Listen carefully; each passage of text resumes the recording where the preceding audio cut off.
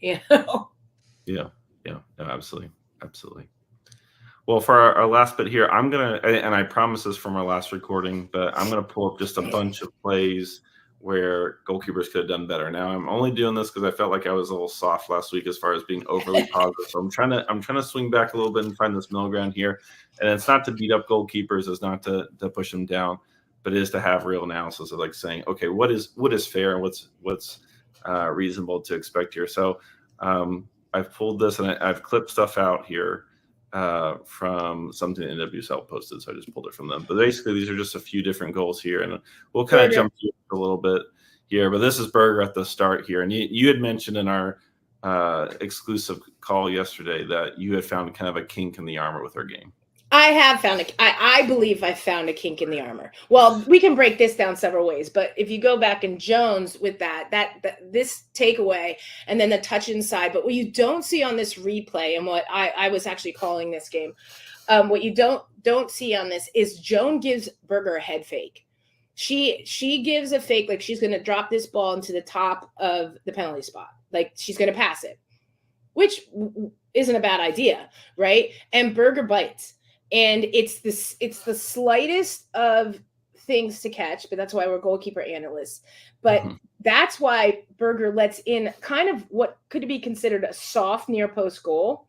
Also, she's too far off her line. There's no reason. She's got a defender right there and everything. If she gives herself more depth, then she actually has time. Even if this ball is played across to the six, she has time to adjust. I think she's too far out and out of position. But the kink I've found, which is rare because she's amazing, so I want to say a positive thing about that.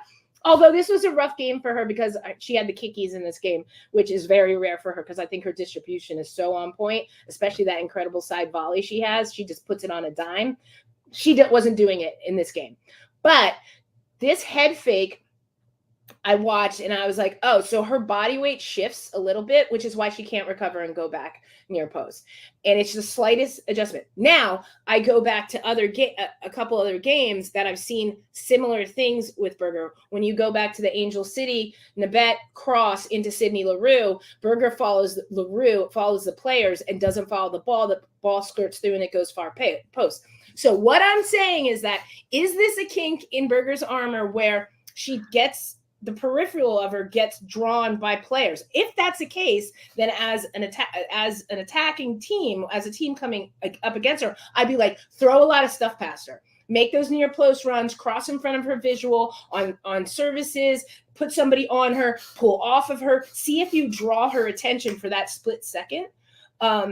So she's thinking about the player or the play to come and not focusing on the ball. That's what I've seen in a couple games. So we'll see. But like I said, she's the best goalkeeper in the NWSL right now. So No, in complete agreement. I think it's hard to put anyone else up there. Campbell's maybe close, but Berger's been playing very, very well. But I think your point of just the complexity in the play of runners, this is that, that's kind of the exciting thing when you think of the sport and the position of, okay, well, teams are attacking this way. How do we play against that? Well, goalkeepers need to do this. And then the attackers start thinking, well, the goalkeeper's going to do this. And so you have this kind of one-upping thing. It's kind of rock, paper, scissors in some sense, but it's getting more and more efficient, more complex, more difficult. So it's great to see. I love that the kink in the armor, quote unquote, is actually pretty difficult in itself to pull off. But exactly. It's not like, hypothetically, it's not like you keep going too far near post, so shoot far post. Yeah. Okay. It's a very complex kink in the armor to pull off. No, absolutely. Yeah. Well, this is Katie Lund, who I've really enjoyed moments of her game. I think it's just consistency. And I think the big one I see here, and I see this a lot in her game, there's just so much movement. And it's a lot. And by movement, I don't mean like running around. It's just she never has like a pause or catches her breath a bit. So you see this play here, the two reverse angles here. You'll just see that she's kind of always moving a bit. Her feet are just constantly doing something. Mm-hmm. And it's really difficult because as this ball comes in, she doesn't quite know how this is going to sort out. Where's the runner going to be? What's the touch going to be? So it's a complex play in itself. However, if she gives herself a pause here, she can read it and understand what she needs to do. But it's a lot of like she's almost like too hyped up a bit, where her positioning kind of gets out a little bit from the movement, and You can see how she's leaning a little bit. She just needs to relax a little bit. And I think she can actually make that save. It'd be a tough save, but I think she can do it. Look, this is nothing taking away from Kennedy Fuller on. This is it from Madison Curry. It's a great ball in. Kennedy Fuller just perfect run to the penalty spot and just like has to redirect this because of the pace that Madison Curry put it in on a dime to Fuller. Called this game too, but for Valley Sport. But I agree with you, and I think that sometimes she's overcompensating, trying with that movement, trying to get across to the goal. She gets herself out of position even if it's by a foot, she gets herself out of position because of that movement, that hyper movement. She's not really set when she's setting and the ball's already been hit. Yeah. And so I don't think she gets the right power step in here. I think it's too wide for her because of that movement. She gets caught. And I do think it's a savable ball. It's a great goal. Okay, it really is. But we're talking about great goalkeepers. And if you want to be a great goalkeeper, these are the kind of balls you come up and you make the saves with. And I think it's a savable ball if your body movement is proper and your positioning and your set timing is proper. It's a savable ball. Well, you can see how close she is to it. I mean, she's inches away from that. Like, she gets her right foot, even just part of her body figured out. She's going to be in a good spot there. Agreed. Well, here's a clip from Mandy Hart. I think they lost this game 6-0. And I'll be honest, I thought she played okay. I feel like sometimes you see a 6-0 game and you kind of think, oh, it's probably in the goalkeeper. I thought she did okay this game. This is the one goal in the game. I was like, this seems a little almost naive of just what's going to happen here. So there's a few things. I will give her credit that once she plays this ball here, she can tell she's already calling for the next pass. So the turnover really isn't on hot here. It's a fine pass. She's obviously got space to play here. It just kind of gets caught away from her a little bit. Now it's a bad first touch. The bad first touch, and now she's scrambling. But you can see that you should be able to recognize as a goalkeeper, like, hey, what are upcoming potential dangers here? Right. And it just takes a second too long to recognize. She's still not recognized that this is going to be a turnover. Yeah. Or potentially a turnover. She's still standing upright, walking she's out of position, right? Yeah. And walking, and you see her just kind of like, hey, what's going to happen? So this is being reactive and not proactive as a goalkeeper is the best way to put this. And so she still hasn't reacted. And when you watch this, when you move this forward, her next reaction is getting depth here.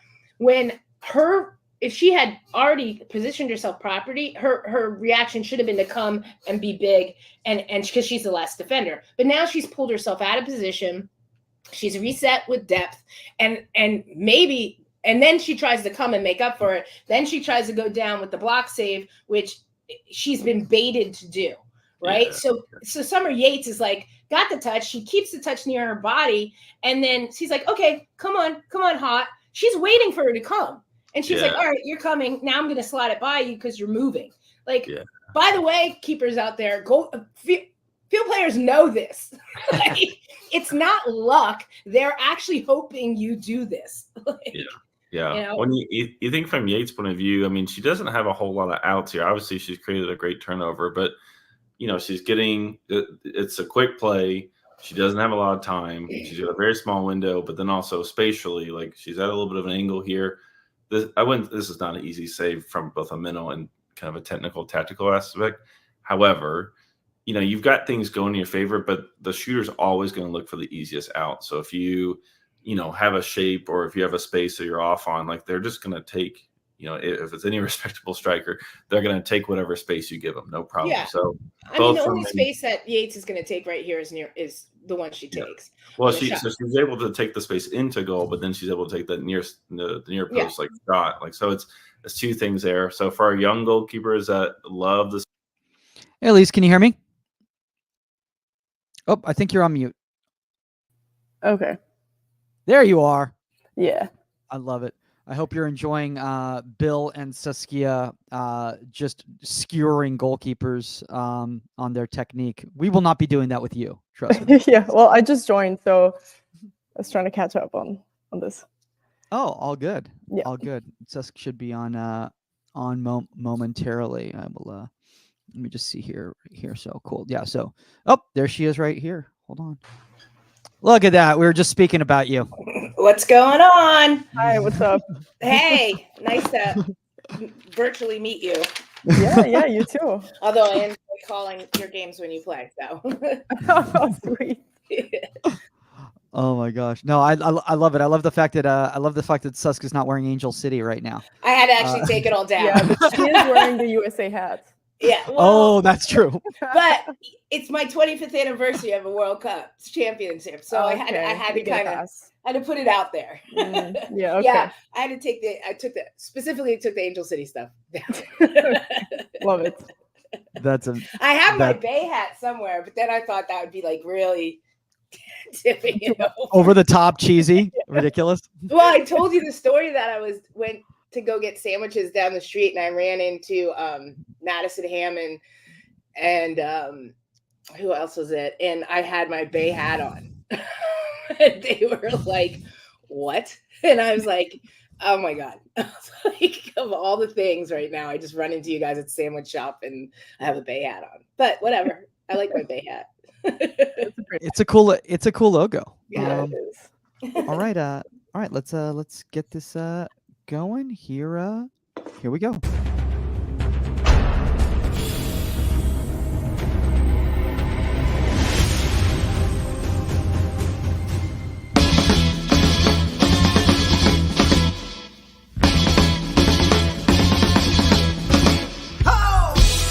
Welcome to Inside the 18. I'm Michael Magid, live from Hollywood, California. With me, sporting as neutral as she can possibly get,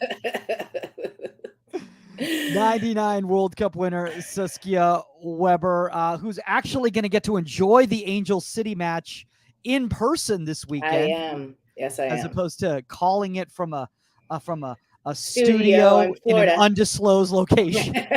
Yeah. No, we're always at the games. Absolutely, you're always at the games. That's how we're going to say it to everybody out there. And joining us, who's probably not going to be in an undisclosed location because clearly they're at the Bay FC location right now. Oh yeah, you can see that. Oh yeah, we can see that right there. Coming live from San Jose. We got Lysianne Proulx, who. Lysianne, did I pronounce that as well as I can possibly do it? Yes. Okay.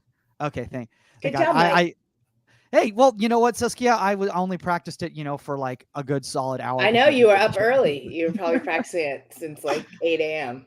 Oh my gosh. Well, before we get to today's topic, guys, and we're going to be talking about improvisation and problem solving, which is a topic a lot of people have been talking about in the youth coaching landscape lately. Lysianne, why don't you kind of catch up everybody kind of who might not know your story? Like, obviously, you initially reached out to us about the Union a couple of years ago when you were still playing at Syracuse, right? Mm-hmm. Yeah. And then obviously I know you were trying to find like a professional squad and everything like that. And it seems like you did what a lot of young goalkeepers do, and that is get that passport really posted up and just go all over the world, huh? Yeah. Well, actually, when I was in Syracuse, when I finished, I initially put my name into the draft. And I basically was told three things.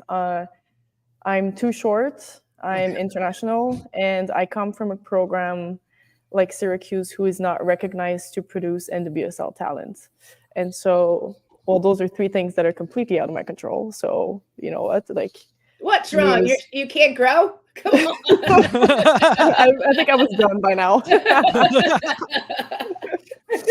But yeah, and I thought to myself, like, if somebody really wanted me, like, those three things wouldn't matter. So, you know what, took that, move on, and I found an opportunity in Portugal to play my first season, and then did my first season in Portugal, moved to Australia for 4 months, and now here I am.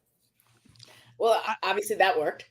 Yeah, I mean, it got there one way or another. You know, it just irritates me that those are the comments. And in today's climate, especially with college, I mean, when you look at where some of the players are coming and schools, they're coming from non-traditional schools, not your Big Ten, your Pac-12, like and stuff like that. Now you've got people coming from all over. And if the talent's there, the talent's there. And to come back and say, well, it's Syracuse, and maybe you don't play against top teams. If you're a good coach and you're a good recruiter, you know talent when you see it.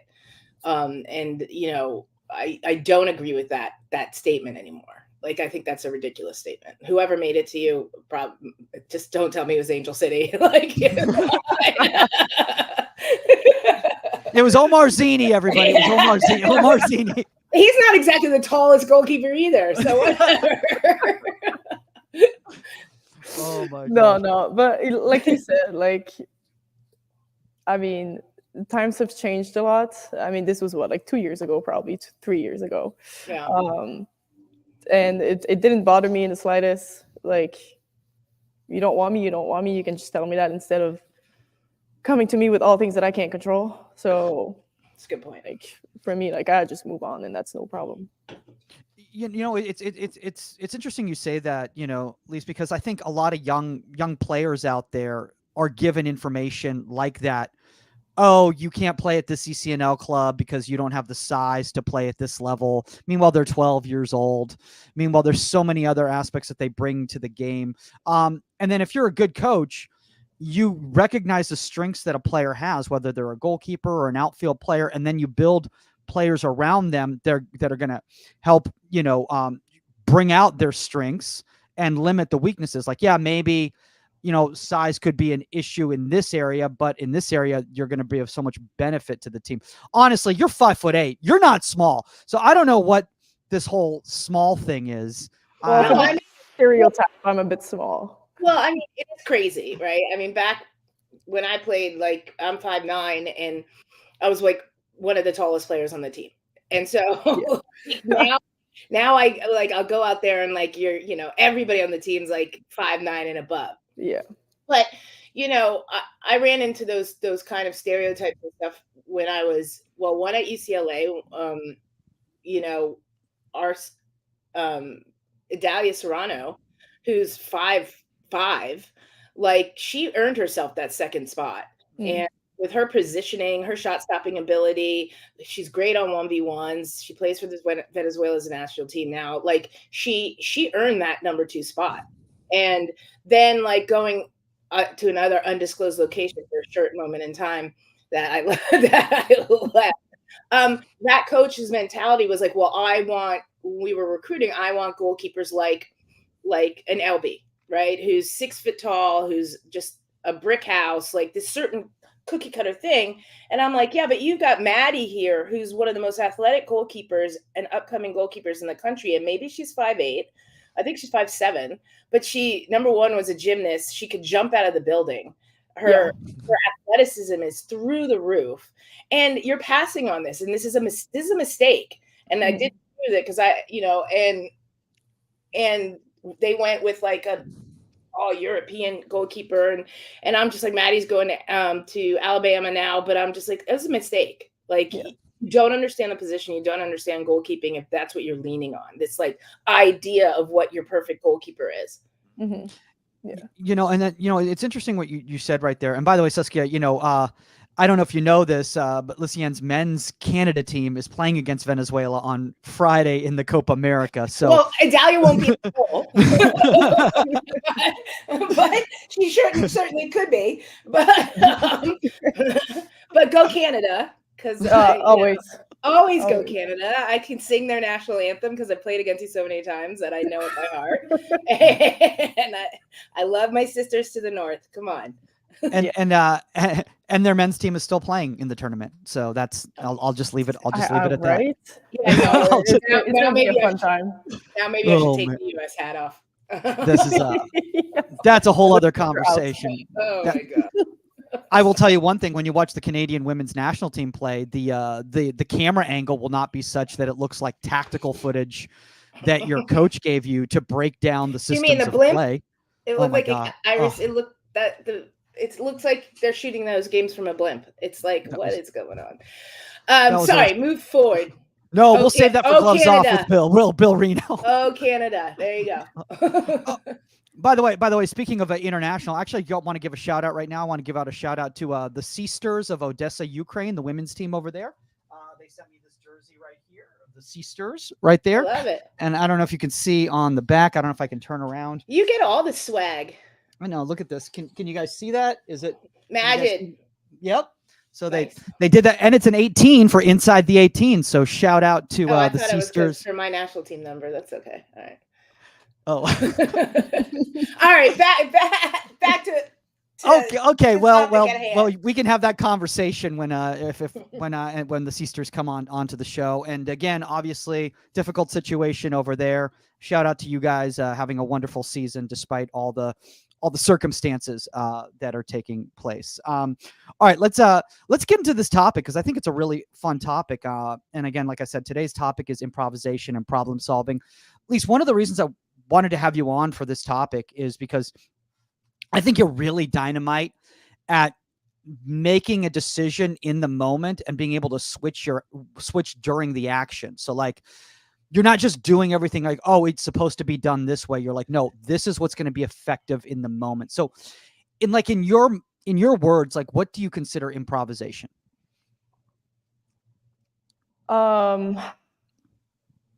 Just kind of coming up with something that was not necessarily planned in the first place. I mean, when you speak about improvising when you play, I think it's not necessarily a conscious decision to say like, oh, I'm going to improvise. And especially like you asked me and I kind of black out in a moment, so I can't really tell you if it was planned or improvised. But I think another word you can use is kind of just being adaptable, right? So depending on what you have in front of you and what the situation is, then what's going to work best. And sometimes you know, if I could save the ball with my hair, I would, but sometimes you kind of just have to come out of somewhere and use whatever body part you can put in the way. Yeah, and I think those things are, as much as you say, somebody might say that those things can't be trained, in a sense they can, because in training, if you're put into game-like scenarios, you know, goalkeeping training is getting away from that cookie cutter, this is what we do. Okay, we're going to do collapse dives now. Here's that perfect ball every single time. Shuffle here, do this, get out of position, then do a collapse, then do a collapse. And that's just not realistic. It's realistic in the sense of you're training a mechanical movement. So if you want to get like specific on things, but the reality of a game is that this should not, you know, you have to come up in the middle of a movement or a dive, you have to switch directions. You have to come up with your hair saving the ball or your foot or your elbow or something. But it's also understanding your body shape and type and getting it in a position that you can react and you can make those split-second decisions. Yeah, I think also, you know, Lisa, I think also a lot of it is confidence. Like, I think a lot of young goalkeepers out there are not confident that like, oh, well, I'm not supposed to stick my leg out right here. So if I have to keep doing it the same way I've been taught over and over and over again. But when you're confident in your body and you know your body, like your body can pull out sometimes remarkable things you didn't even think you could do. Yeah, I mean, you said it right. Like, we're taught a certain type of technique as when we grow up. It's like, you catch the ball this way, make sure your hands are in the W. Like, I don't even know what my hands look like in the W, to be honest with you. Like, that's how far it like has come. And when I was a kid, I was always very good at the technical part of it, which is kind of ironic because now I like kind of just save the ball whatever way is going to come. But yeah, when we were kids, we're taught such a specific technique. But I also think I grew up a lot in different kind of chaotic environments, which forced me in a way to come up and find a different way to save. Yeah. I think it has a lot to do with focus as well. If you're tuned in and your eyes and your mind is on that ball, I think for me, things slow down. So what might seem chaotic to like the onlooker or something, you're so focused that even though the ball, let's say, was going to the lower left corner, gets deflected and is coming back, that you slow your body down and you make a save against the grain and back the other direction. It looks like, oh wow, how did she do that? But in my mentality is like, no, she's so tuned in and she's so focused on that ball and everything that's happening. The body follows. Like it's not like, okay, I have to switch. It's you've done this so many times that your mind just follows your eyes and everything in your focus. Yeah. And then I think, also another thing too is that, at least like a lot of goalkeepers, like you were saying, like, smaller profile or whatever, maybe not the traditional goalkeeper build. Like, because of that, a lot of young coaches out there, they have trouble working with goalkeepers that are of different profiles because they try to train them all the same way. And then people actually, the things that make them special, what a save right there. Nice. I'm watching it, I'm like, nice. No, I know, but but the thing is that's the thing is, like, you might have these total gifts, and because a coach is telling you have to do something one way, you're not as successful as you possibly could be. Mm-hmm. Yeah. I think this is the beauty of goalkeeping. There's just so many ways to do different things. Everybody's going to come up with their own analogy of goalkeeping, of their own ideas, their own theories. And I think as a goalkeeper, it's just kind of picking everything and then choosing what works best for you. And like for me, I know I'm not a tall, like one-step explosive kind of goalkeeper. I know I use my tendons to jump a lot more than I will use my muscles. I know I'm a lot more reactive. I know I can move my feet faster. So knowing this, like, I'm not going to place myself in the same position as a 6-foot goalkeeper would, because it just doesn't work for me. Yeah. I'll use my feet. I'll move a lot more because this works for me, and I'm explosive faster with my tendons. So like at this point, I know what my best attributes are, and I'll still take everything that is being taught to me, but then I'll just use what works best for not only my type of goalkeeping, but for my physique as well. It's great that you brought that up. And by the way, I'm just watching all of this right here. You talk about feet, like your feet move like lightning, like seriously, like just really, really, really awesome stuff to watch. And I think a lot of things, Saskia, a lot of times I think a lot of goalkeepers, the reason that they all move the same, all catch the ball the same, and try to do those same things in the games is because they're, and again, I know that this is just opening up a Pandora's box here, but in youth goalkeeping, even at the highest levels, you still see a lot of it's just announce service, go through cones, announce service, go through cones, balls going here. Well, but that's not the demands of the game. And like, there's a time and place for that, but like, you got to increase the level of the sessions. No, you have to listen. You're watching. If you guys are anybody watching now, or if you're just listening, but you're watching like just a tactical session right now. You're going through dummies. You're going through tone. You're doing footwork. You're front smothering. You're doing everything. There's a time. This is 100% a place for this. This is muscle memory. This is getting your proper footing, getting your set position right, getting your hands right, getting your balance right. There's a place for this, but the evolution of this is from here going into game-like scenarios, and those game-like scenarios are what teaches you that improvisation. It's hard to teach improvisation in going through cones. It's hard. You know what I mean? Like, the best thing is to put like a live person in front of you and have deflections happen and everything like that. And that's part of goalkeeper training as well. But the more you can like move forward into game-like scenarios, even as a goalkeeper, the more those, and that's where most of the saves happen. When you see great saves in the NWSL and in games and stuff like that, it's this. Yes, you see the upper 90 dive, like, which everybody thinks is great, but it's those change of direction, random flicks, getting your hand there and saving the ball. That how in the world, but you can train it. You can. Yeah. I think even in training, it can be somewhat difficult to kind of replicate what you're going to get in a game, which is why it is so talked about. I think that goalkeepers get so much better the older they get, just because of the game time experience that they get. And like, as much as you would want a training session to be like a goalkeeper training session, you want it to be as game related as possible, it is still in a control environment somehow.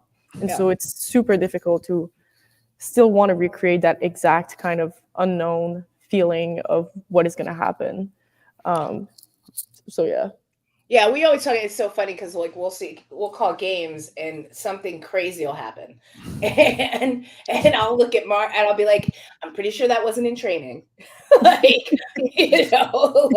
like bouncing off the crossbar off somebody's head or back, and then having to make a save. You can't recreate those things. It doesn't happen. It just comes from experience, and like you said, like playing in game spirit. And that is why goalkeepers get better with age. Of course, there's a cutoff there, but and you get slower at some point too, which is when you have to retire, like I did. But I think your back starts hurting, knees, but you do get better with more game experience. Absolutely. Which is why we say to all these young goalkeepers that are sitting in certain positions, go find a league. Like you go to Portugal. Yeah. Go find a league and play. Yeah. Go find a league and play. I mean, and I think that, I think that's just such a valuable thing right there that you're saying, Lisa, in regards to like the improvisation and like kind of that problem solving, I think a lot of it, is because I see that you're always in the moment. That's awesome. Yeah. Because that deflected. Mm-hmm. Yeah. And so that save, a lot of goalkeepers are like, okay, here, this is where the ball is going. You might get caught leaning or something, but to be grounded and to be set, and that little deflection went back near post, and to be able to make that save and not, and we saw it this, I could say what I want, but we saw it this weekend, like even with the Lysianne, like, and I saw it with Berger, like off Jones's goal, like Berger was leaning and Jones gave a head fake, and then the ball went back near post, and not being focused and grounded in what's going on in the immediate and the ball, kind of assuming and saying, well, this is where the ball's going, but falling for that. So those are things you learn in games. Mm-hmm. Yeah. So Lisa, what's going on right here? Like walk us through kind of like this session design that Diego's got going on for you here. And like, what's kind of like the context of it? Well, so we would usually we have that progression, right? So we'll start with a warm up and then do a bit more of technical work before we go into a more game-like situation. But we most of the time always include footwork, not footwork like through cones, but footwork like passes and things like this. So this was part of our warm up at this point, and it was kind of just setting in line with the ball and then executing. And especially for me, it was not just going too fast, but being able to see it, read it, and then react, as opposed to just setting and going. Listen, I love that you said that, because what you get from a lot of goalkeepers and a lot of young players is they're thinking about the next movement, right? So they go through training like this. They're going, okay, well, I got to make this save, but then I got to get over here, and I got to do footwork and do distribution. Then I got to get over here and do that. So you're not in the moment and you're not focused. Slow it down. And I say that all the time. Do what's in front of you. If your job right now is to come out and box a ball, come out and box a ball, then get repositioned. I'll wait for you as a coach. Mm-hmm. Like, I'll be like, I'm not forcing bad habits as a coach. I'm not like, just, and like, even, I know it sounds simple, but even your distribution back, like, you know what I mean? Like, what are you doing once you catch the ball? Are you dropping it next to you, or are you just rolling it back out and training even with that simple throw and that simple distribution back and then moving on? Yeah. You're not going too fast. And I love that you said that. Yeah. Slow down. Make sure each segment of this is done properly. Yeah. And even like, I talk about it, but I still struggle doing that, because I tend to get so chaotic with what I do. It's like, I go faster go. What happens. Yeah. So for me to like actually slow down and like even just breathe, like sometimes I don't breathe at all. So I'm still kind of, figuring out when I'm going to breathe and when I'm going to relax and when is the right time to relax. Right. Because there is a right time to explode and be chaotic, and a right time to gather yourself and relax. And you have to figure out the two, because if you're too relaxed when you're supposed to explode, you're not getting it done either. Yes. So it's finding that happy medium of like, okay, now I'm resetting myself. Let me take a breath, relax, set myself properly. Now explode, explode, and everything, instead of one running around like a chicken with your head off. Yes, absolutely. And I think, it's actually really great that you brought that up, because like, I'm just thinking about, I had this conversation with a young goalkeeper last week, and I said, like, you're moving faster than the game is. Like Mhm. you're ahead of the game. And that's great that you've got that type of explosiveness and excitement and everything like that. But like, we move at the speed of the game. So if the game is slow, we move slow. If the game moves fast, we move fast, you know? And the only way to train that, at least, is to have that discipline of like building up. It's like the same thing as like a kid doesn't just walk on the field and just start sprinting.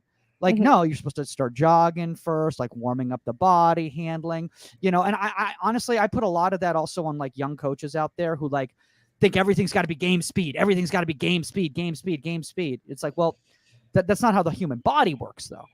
Yeah, But your I think. movement in between Yeah. stuff doesn't have to be. It has to be controlled.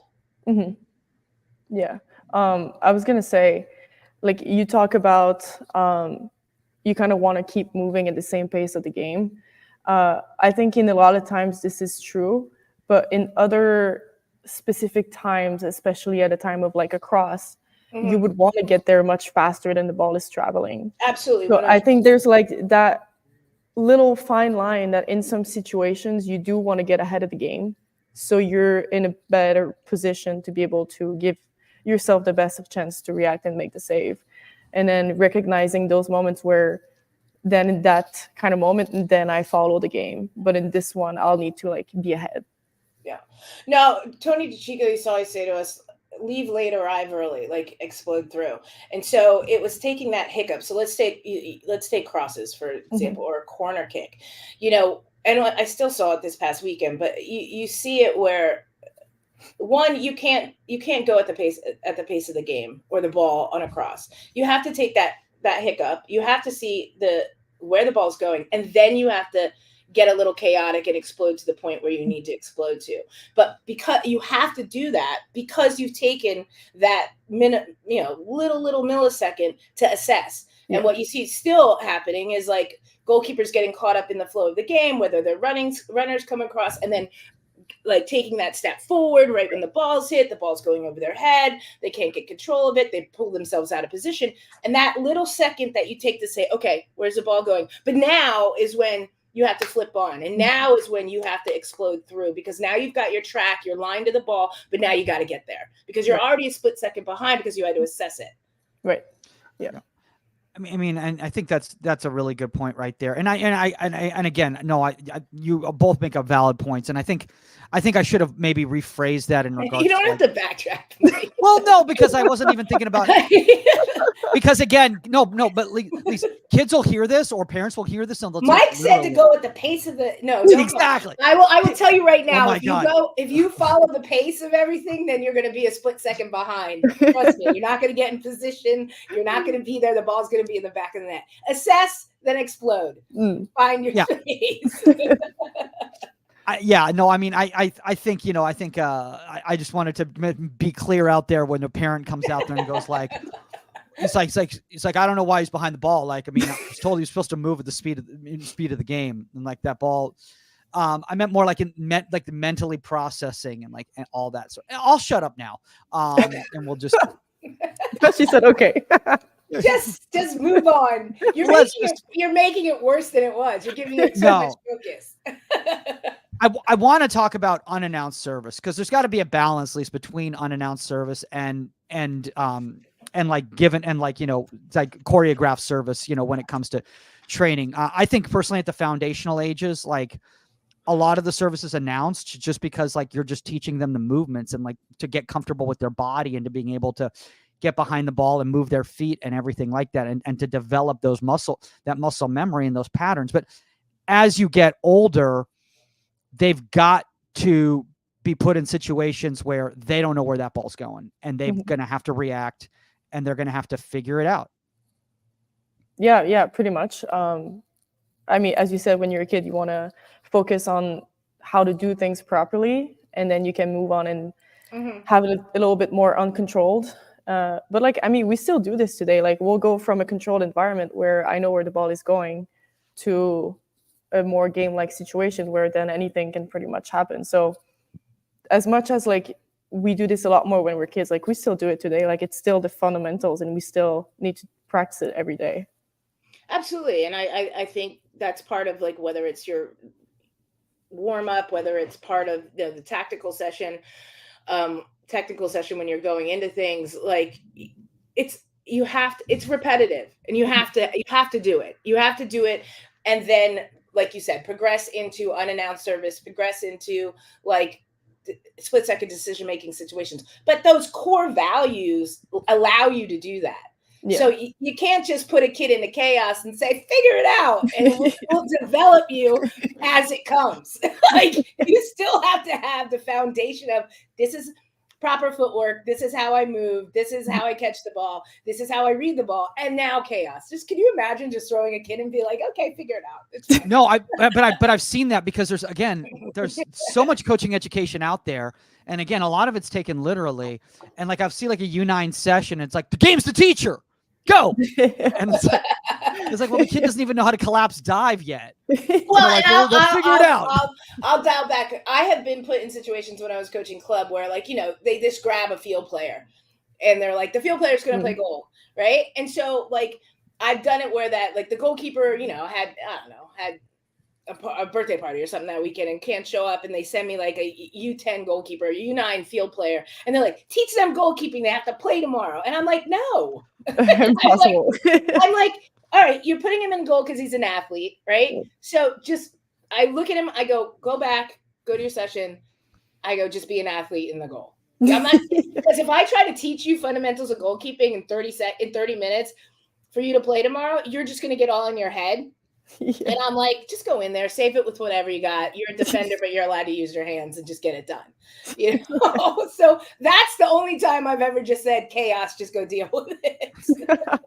Oh my God. My favorite, Lisa, is like, I'll get like goalkeepers, like I'll get a goalkeeper and it'll be like, so he's having trouble, like, on the corners, like, balls like to the corner and to like the upper V, like, can you help him with that? I'm like, well, he's 11.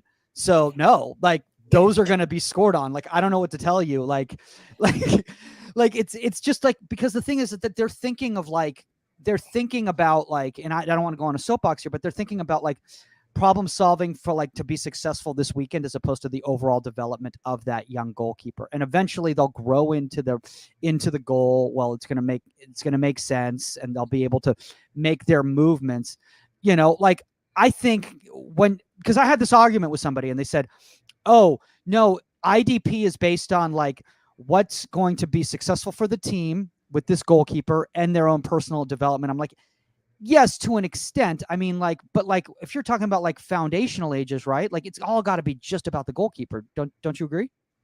Yeah, for sure.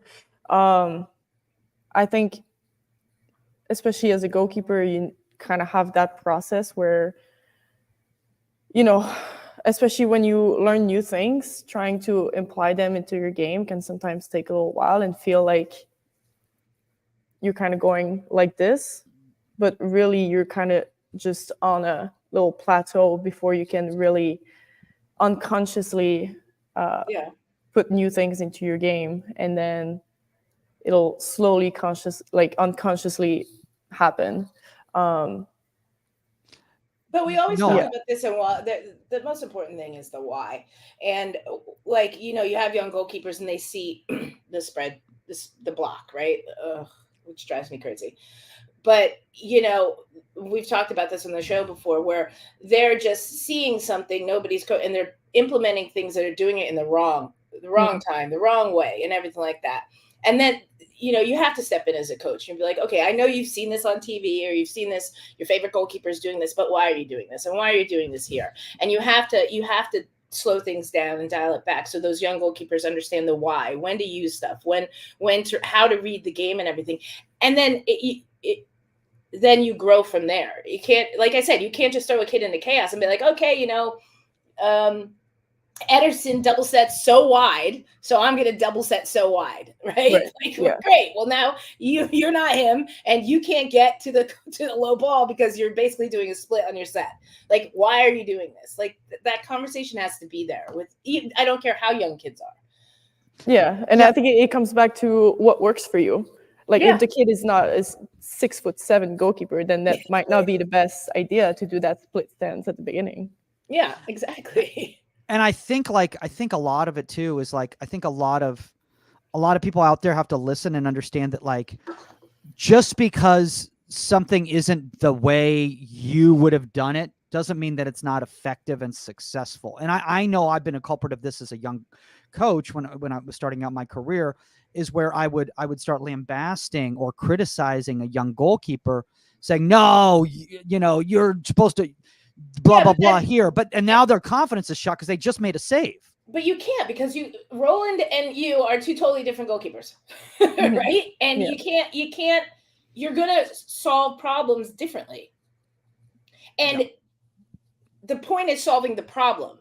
It has to be this way to solve the problem. The point is, if, you know, there are two roads to the same destination, and if you're both getting there at the same time and the answer is correct, then I have to heighten those skills as a coach that you thrive in that situation, and highlight them. And then I have to heighten how she solved it, and there is no right or wrong in that situation. There's getting to the end result, which is keep the damn ball out of the net. Yeah. Pretty much. How you do it doesn't matter. It doesn't matter.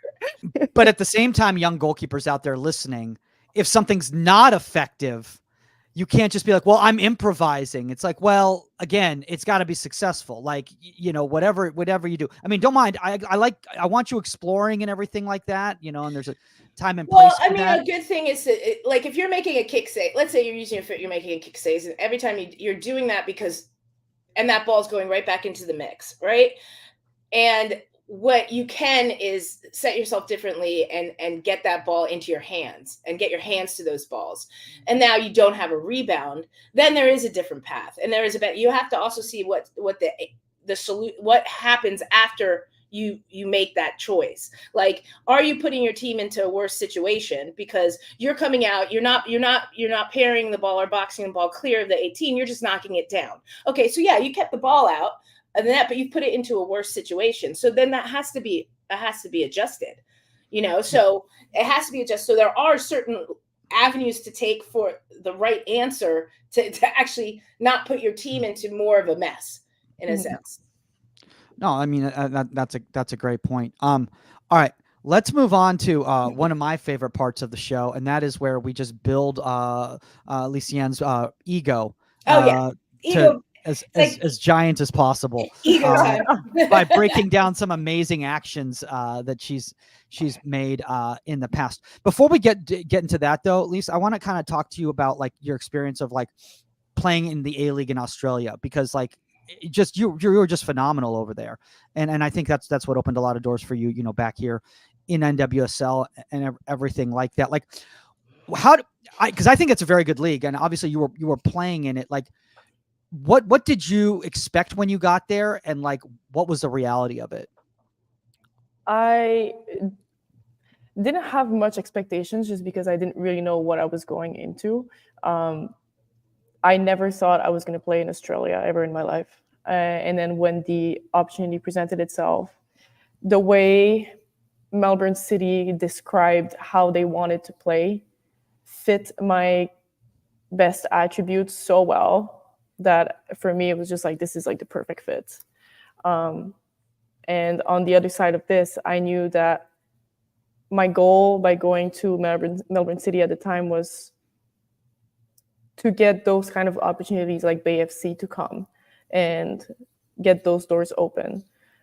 But once I got there, I mean, I loved the playing style that we had at Melbourne City.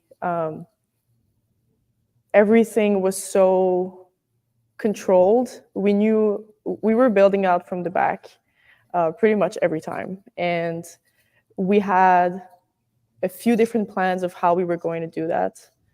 And because we had those plans, it allowed me to keep the ball at my feet until the last possible second when the pressure was coming, because I knew that I was going to have that option in that specific space because we just practice it so much. And so, yeah, I really enjoyed playing out from the back with the team. I think the league it's competitive. I mean, every team could beat any team, which made it fun. And then otherwise, I think it's a very similar league to NWSL, just the speed of the game is a bit lower. So I think that's what kind of hit me the most when I came to Bay FC, was the speed of the game is so much faster than what I had in Australia. But as opposed to that, like on another side of this, I think people would press the same. Obviously, there's a lot of talent here in the NWSL, so that also makes a huge difference. A lot of international talent in all of this. But I mean, yeah, it was, I think it was a great kind of experience to start me, if that makes sense. Yeah, No, I mean, absolutely. I think it makes a lot of sense, you know, and like before we go into those clips, the reason I wanted to ask you that is, you know, Susk, you obviously cover the NWSL extensively. Some might even say obsessively. And well, I mean, it's your job. But it just seems like the loan opportunities in the A-League in Australia seem to be very consistent in NWSL, whether it's a field player or whether it's a goalkeeper, and that's why I was just curious, you know, for somebody who had been there, why that is, you know, because it seems like almost every team's got a goalkeeper on loan in Australia. Well, yeah, and I think you have certain leagues where you see that rotation, in a sense, where, you know, whether it's because the NWSL teams have their eye on the A-League in Australia and they know who's over there, you know, you don't see as much rotation with, you know, with the French league, with the English league, with something. You don't see that. You don't see the back four. I mean, obviously, you know, Fallon went over to Man United and stuff, but you don't see the kind of give and take. But you see that with field players coming from Australia, with our players going over to Australia. You also see a lot of Australians in the college game here as well. So you see, you know, there's that kind of that relationship, which is great, you know, because players that go over know that they're still on people's minds here. Yeah. It's the best way for me to put it, because we have plenty of players that are playing in Sweden, but you don't see the give and take. You don't see them coming back. They might go somewhere else in Europe and stuff, but you see that with the Australian league. And I think that, like I said, you know, you're not out of sight, out of mind.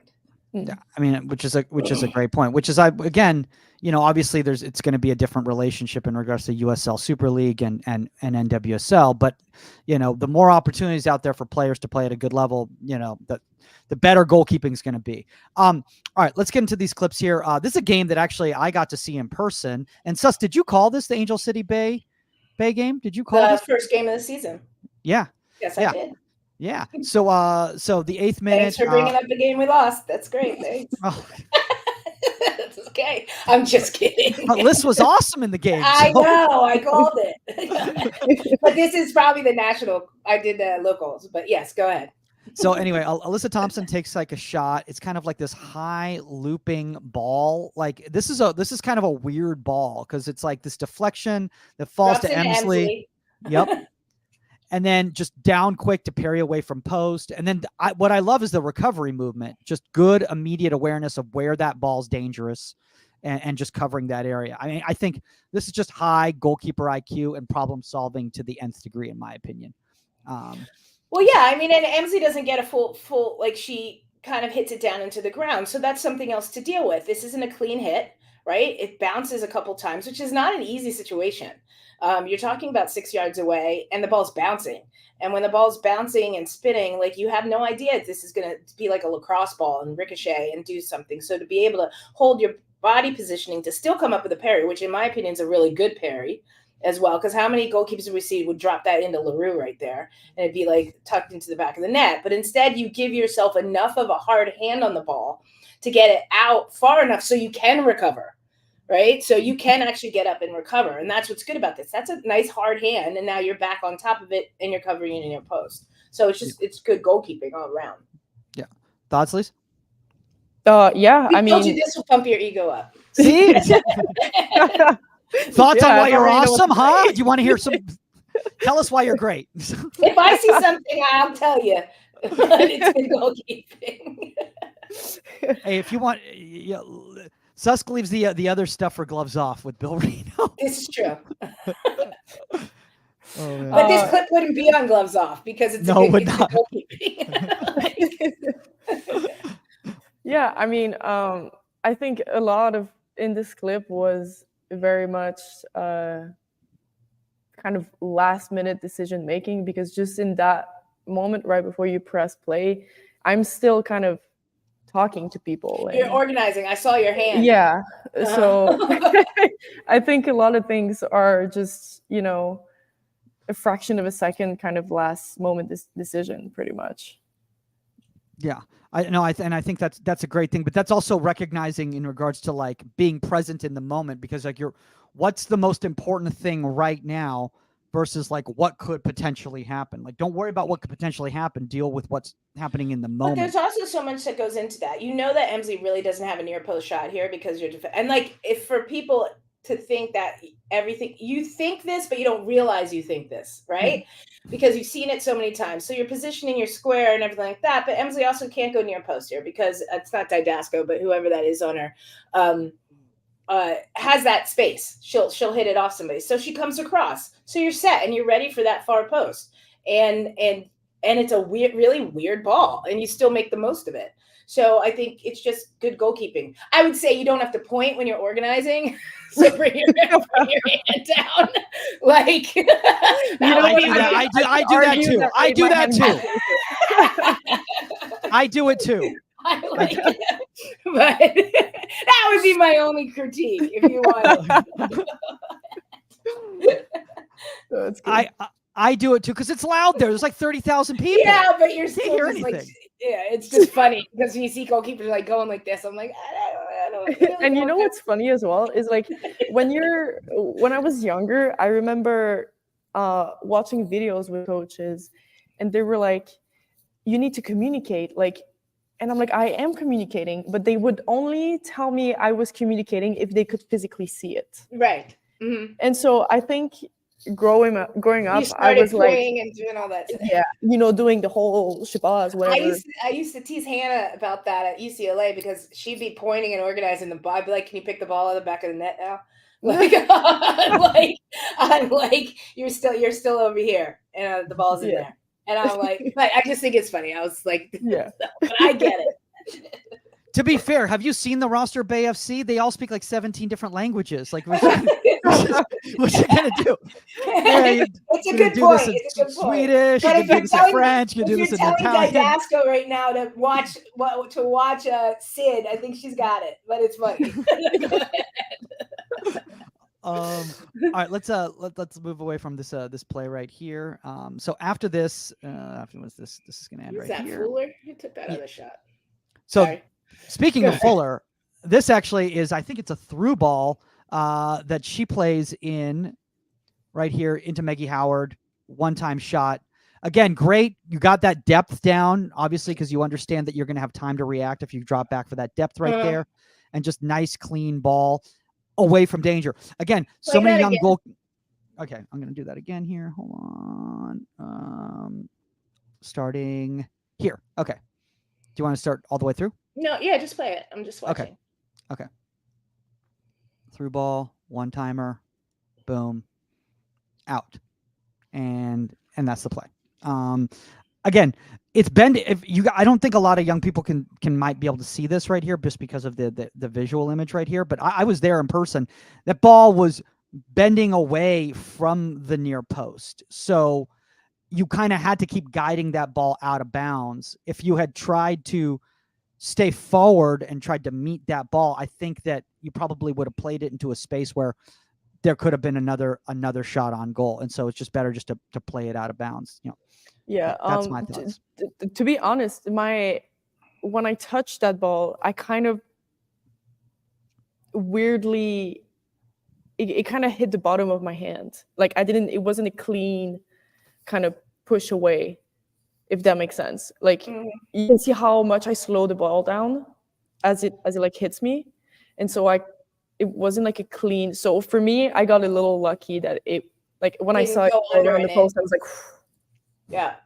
Yeah. Well, I think what I like is the adjust. I agree with Mike. I like getting depth. I said because you come near post, you're kind of respecting the fact that LaRue's in there, and you're not sure where Kennedy's going to play the ball? Like, is she going to try to slot this into LaRue, who's running past the post?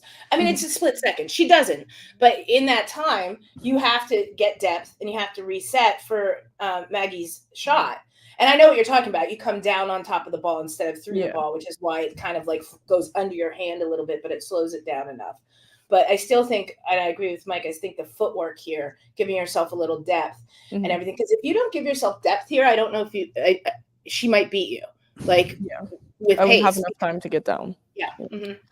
This is something that I always try to explain to young goalkeepers, Lisa, is that like you don't always have to advance into space. Like advancing into space isn't always the right decision. And I mean, and based on that through ball going into more of a negative, deeper position, you know, if you had stayed high, Pace probably would have beaten you. Pace can beat you. There's a time to get depth.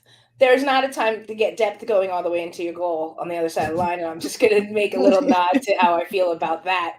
But also, nothing, you know, she's a great goalkeeper. It just boggles my mind how that's like, it's the only goalkeeper I know that does that, Jane Campbell. And I'm like, and she got scored on by Angel City for it. But I think the depth here is what gives you the chance to make this save. Yeah. So. No, that's a great point. All right, let's move on from here. I want to move to Australia after. See, look at that, just comfortable with your teammates already, just right there with them. So this is, I believe, Malia Morris. I think dribbles inside. It's a shot to the near post. You got good coverage, and you play it out of danger. Again, this is a situation where like if you played that into this into the area, into the space, that could lead to another shot based on the angle of that ball. I think But now I think it's the opposite of what we just talked about. Have you given too much depth here, then you could have gotten scored on. Like I think your positioning off your line is good and it allows you to make the saving and put it around the post, where if you're not high enough, then maybe you don't get to the ball. Right. Yeah. Or you dive into the goal. Yeah, exactly. And I think, you know, also there's another thing too, is like, we can't see it in this angle here because I was trying to tighten in, but like she continues her dribble as opposed to, you know, her veering sideways or stopping or anything like that. So like based on that, like that's where it's not a perfect science. Every situation is different. And that's kind of my problem with like a lot of like session designs for young goalkeepers is like, they try to like do like in this scenario, you do this. It's like, yeah, but it's not always going to be like this. Like that ball could bounce like this. I think going back to your size, right? So this is where you can say to those deniers of you, look, my positioning is spot on. I've adapted my way of playing because of my size, right? So if this is a Casey Murphy or somebody, is Casey further back because she's 6'1"? You know, she can cover more space. Probably Casey would probably be at the 6, but I mean, she loves playing high off her line. But like, how would Rollins set up for this? And you've adapted your play because of your size to be in the right position to make the save, along with your athleticism, because you're ridiculously athletic as well. So I think that is the argument there. And that's the argument to anybody that says, well, you're 5'7", or 5'8". Well, yeah, but look at my positioning on these, you know? And so this is a good example of that. Don't say 5'7". The roster says 5'8". 5'8". That's okay. The roster says 5'10". The US roster says 5'10" for me. And I was like, I am not 5'10". I am pushing 5'9". I'm pushing 5'9". Don't ever believe the roster. Yeah. Oh my God. Oh yeah. I was like, who's 5'10"? Lisa, what were you thinking when she starts dribbling in right here and she starts going into the space? That's a question I always ask myself. What am I thinking? You already said she blacks out. Yeah.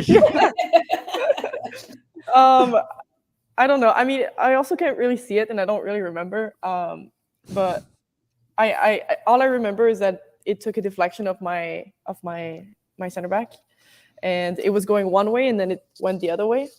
Mm-hmm. So that is pretty much all I remember. I mean, you can see my positioning. I move towards the far post, and then I come back towards the front post. So yeah, it looks like, because I can't see it either, it looks like on her dribble you step forward because you're not sure if the next touch is going to be a shot, And then when you realize the next touch, because I'm just looking at your footwork, next touch isn't a shot, you give yourself a little more depth. So you can kind of see that, like, whether you blacked out or whatever, you could kind of see that you're playing her touch on it. Here it is.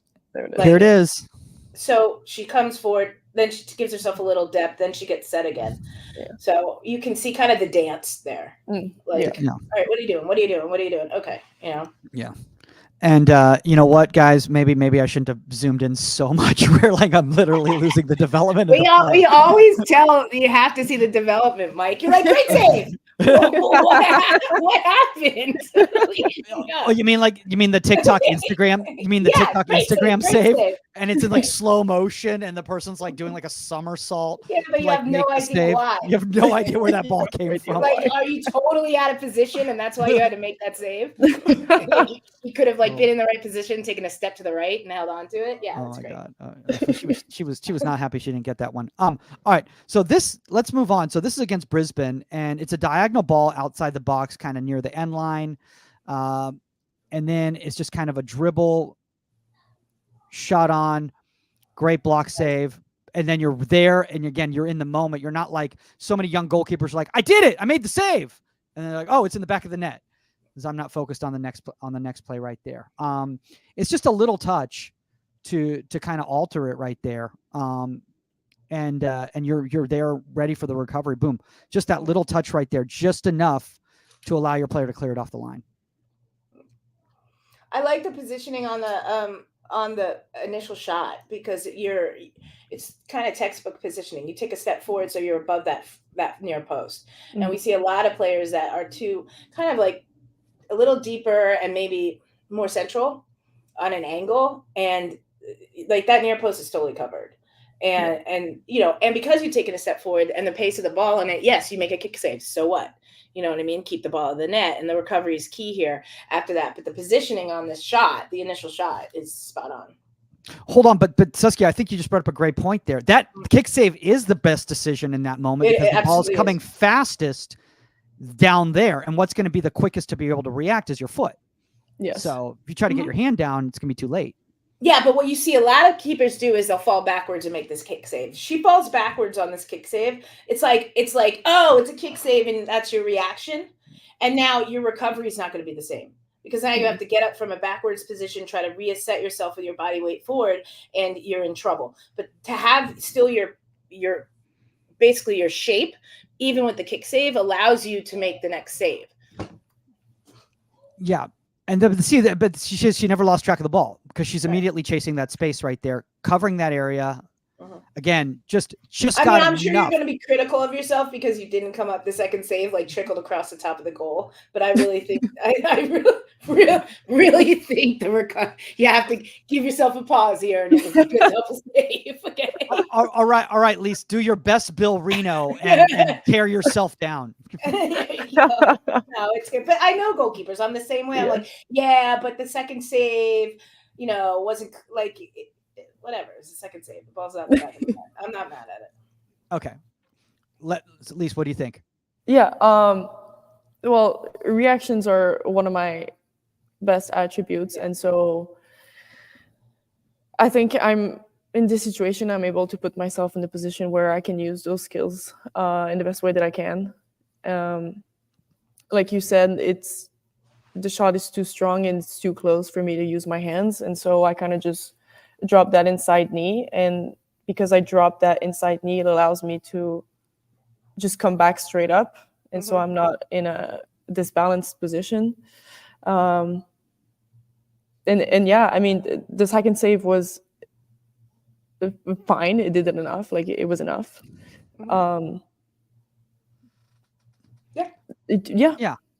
Yeah. I mean, and again, no, but I think you just said a great point right there. Like, it was effective. Like, it did enough to give your team a chance to recover, slowed down the ball enough for your player to clear that off the line. If you hadn't done anything, that's in the net. So no, but I think the key is the balance on the first save. Just like you said, and I said, the key is it allowed you to make the second save.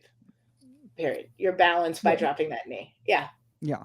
Also, that's the very beginning of the game. Like, just, if that ball had gone in, that changes the entire perspective of that game. Yeah, but it went in like 10 minutes later. We weren't going to bring that up. We don't Jeez. bring that up. It's like sometimes like we'll cut off like a video. It's like, and what a great action. It's like, well, you didn't show the next 10 seconds. So we don't need to see that. Yeah. We don't need to see that. All right, let's go to a throw-in. And this is in the 11th minute. This is against is this your rival? This is the derby. It's the Melbourne rivalry right here. Mhm. And it's like a wall pass that falls in kind of to Korea Okino, and it's kind of a bending ball back post. And again, you track it great drop step to cover that space. Great redirection with the parry of the hand and the steer. That's textbook in my opinion. And that's when you go airborne right there. So Yeah. I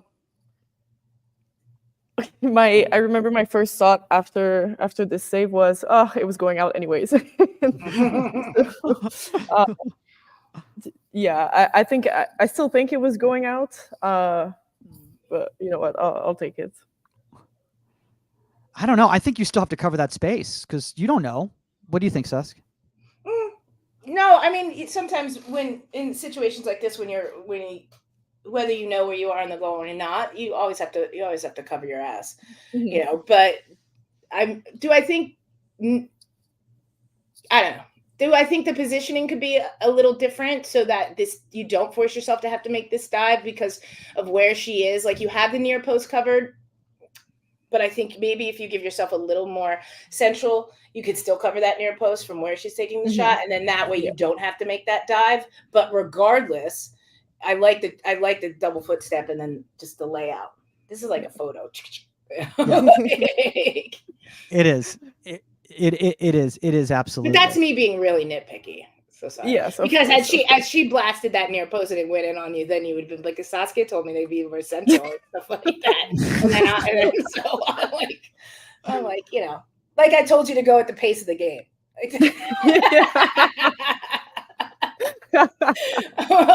Mike, sorry, Mike. I had to bring it back up. No, that's okay. That's okay.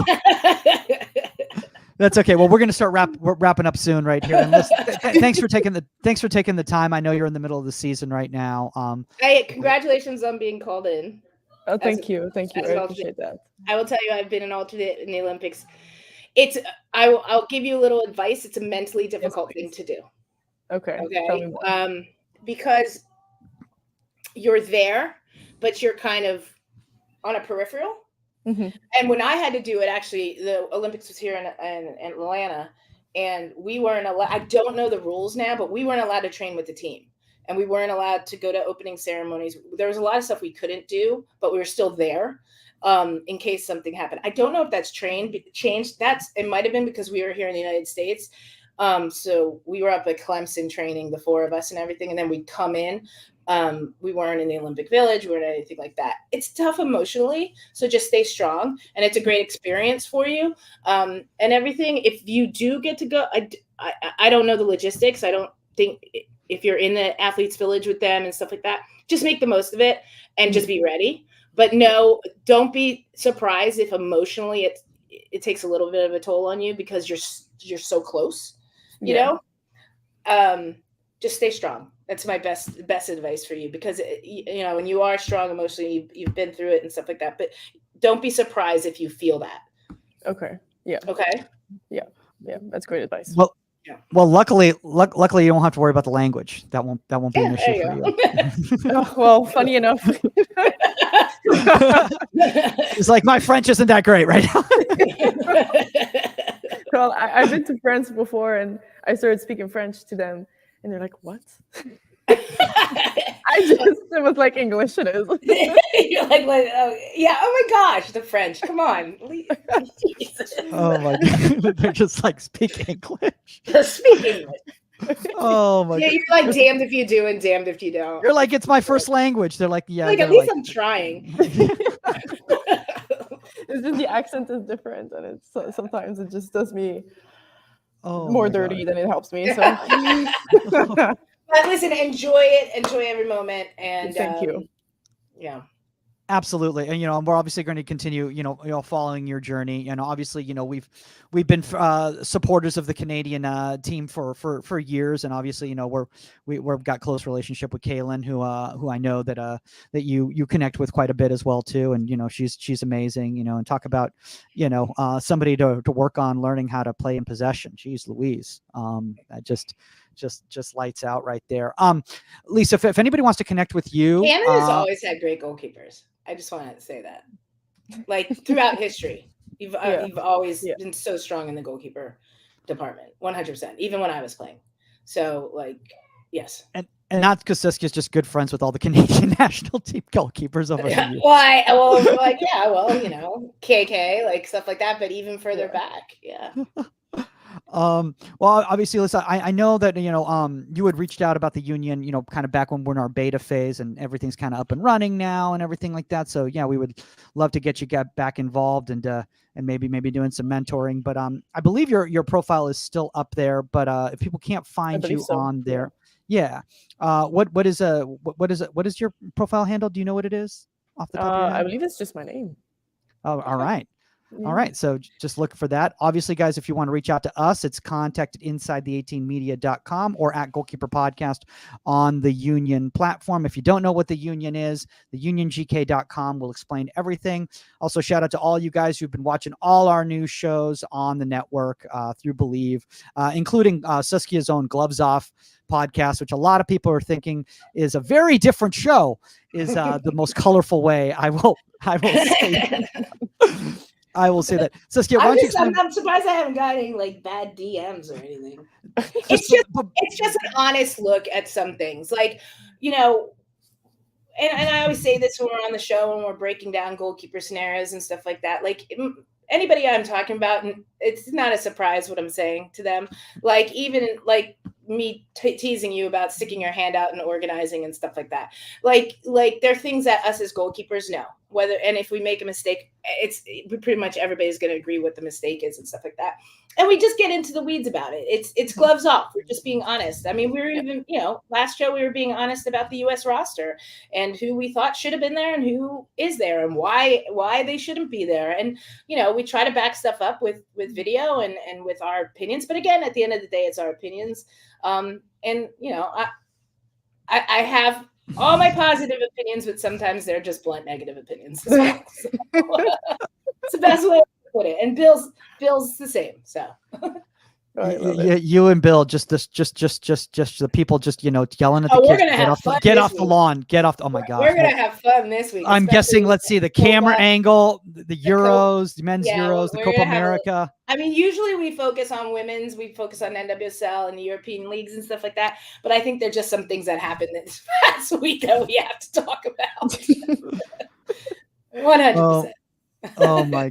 Oh my gosh, guys. All right. Well, I think that's a good way to wrap it up right now. That's all the time on Inside the 18. Good luck this weekend, by the way. Thank you. Appreciate that. Thank you. And we are out. Later, guys. At least stay on for 1 second.